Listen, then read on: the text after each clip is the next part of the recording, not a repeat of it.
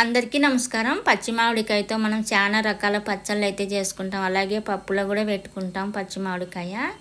ఇలా ఒకసారి చేసి చూడండి. చాలా అంటే చాలా రుచిగా ఉంటుంది. నోటికి తినడానికి పుల్ల పుల్లంగా కారకారంగా చాలా బాగుంటుంది. అలాగే మా ఛానల్ నచ్చినట్టయితే సపోర్ట్ చేయండి, లైక్ చేయండి, షేర్ చేయండి. ఇప్పుడు పచ్చి మామిడికాయ తీసుకొని ఒకసారి కడిగి తడి లేకుండా తుడుచుకొని కట్ చేసుకున్నాం. ఇప్పుడు దీనికి తొక్క తీయాల్సిన అవసరం లేదు. మామూలుగా తొక్కతోని ఇలా కట్ చేసుకున్నాం పొడుగుగా. ఇది చాలా బాగుంటుంది. రసంలో నంచుకోవడానికి కానీ, పప్పులో నంచుకోవడానికి కానీ, లేదు ఉత్తబైన తినేయచ్చు. ఇలా పొడుగుగా అన్నీ కట్ చేసిన తర్వాత ఒక స్పూన్ మెంతులు, ఒక స్పూన్ జీలకర్ర, అలాగే కొన్ని వట్టిమిరపకాయలు వేసుకుంటున్నాను 5-6. కొంచెం కరివేపాకు కూడా వేసుకొని చిన్న మంట మీద మంచి వాసన వచ్చే వరకు వేయించుకోవాలి.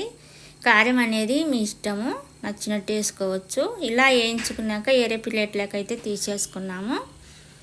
తీసుకున్న తర్వాత ఇప్పుడు నూనె పోసుకుంటున్నాను అదే కళాయిలోకి.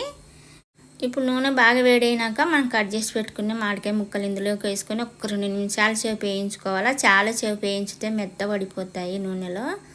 ఇలా వేయించుకొని ఇప్పుడైతే పక్కకైతే తీసి పెట్టుకున్నాము.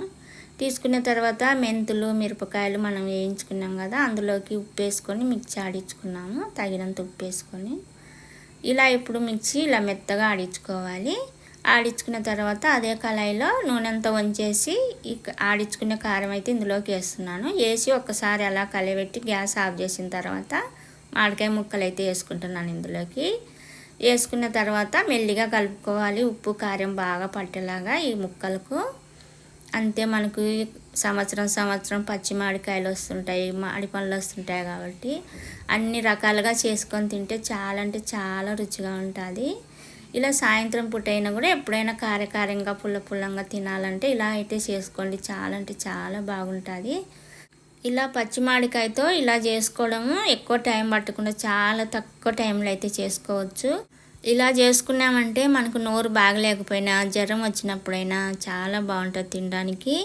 మనం మెంతులు, జీలకర్ర, అలాగే కరివేపాకు, కారం వేసాం కదా, అది తినేటప్పుడు నోటి తగులుతూ నోరు బాగలేని వాళ్ళకు కూడా చాలా ఇష్టంగా తింటారు ఇలా చేసుకుంటే. అలాగే పచ్చి మామిడికాయ అయితే ఇలా చేయడం మీకు నచ్చితే మా ఛానల్ సపోర్ట్ చేయండి, లైక్ చేయండి, షేర్ చేయండి.